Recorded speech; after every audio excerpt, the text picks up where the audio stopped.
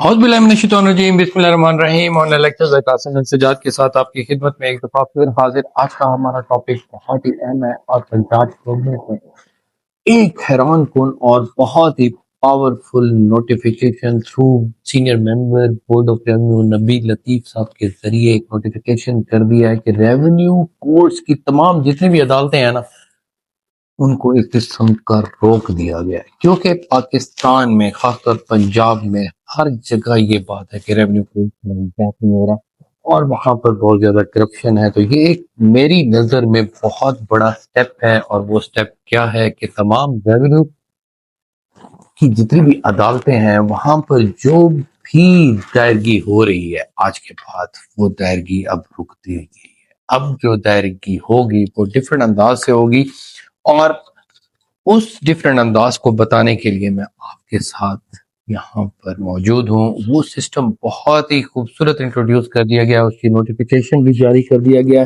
7 अप्रैल को ये नोटिफिकेशन दे दिया गया, और RCMS उसको कहा गया कि रेवेन्यू केस मैनेजमेंट सिस्टम के किस तरह रेवेन्यू केसेस जो होंगे मैनेज सिस्टम होगा। उसमें बड़ी जो अहम बात है कि 15 अप्रैल के बाद कोई भी केस जो दायर होगा वो खुद नहीं होगा। जैसे हम जाते थे, एक फाइल उठाते थे और जाकर दायर कर देते थे, वहां पर जो अथॉरिटी थी उनके पास मौजूद होती थी, तो वहां पर 1000-2000 भी लग जाता था, या उससे ज्यादा भी लग जाता था। फिर स्टे के लिए भी थोड़े बहुत पैसे देने पड़ते थे और फिर काम चलता था। तो ऐसे क्या होता था कि रिकॉर्ड पर कभी कोई चीज नहीं आती थी, ब्लैकमेल किया जाता था। तो अब क्या होगा, सिस्टम जो है वो मैनेजमेंट सिस्टम आ गया है रेवेन्यू कोर्ट्स का, कि जो भी दायरगी होगी वो RCMS एप्लीकेशन के तहत होगी। आप उसको मोबाइल में या अपने लैपटॉप पर डाउनलोड कर लेंगे, और डाउनलोड करने के बाद उसका तरीकाकार क्या होगा वो आपको जरूर समझना है। तो पहले मैं आपको ये बता देता हूँ, फिर उसका तरीकाकार भी।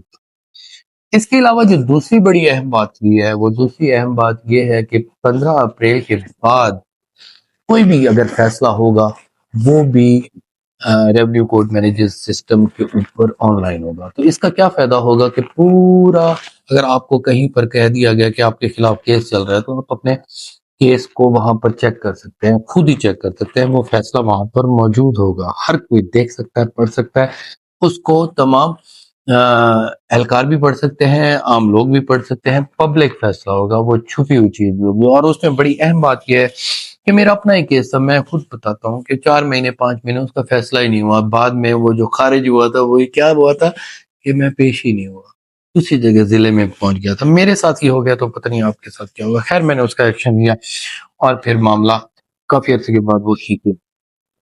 तो ये बड़ी अहम बात है। मैं भी आपकी तरह मुतासर था, और ये मुतासर होने की वजह से आपको बता रहा हूँ ये मामला जो है अब आपके लिए बिल्कुल ठीक ठाक होगा।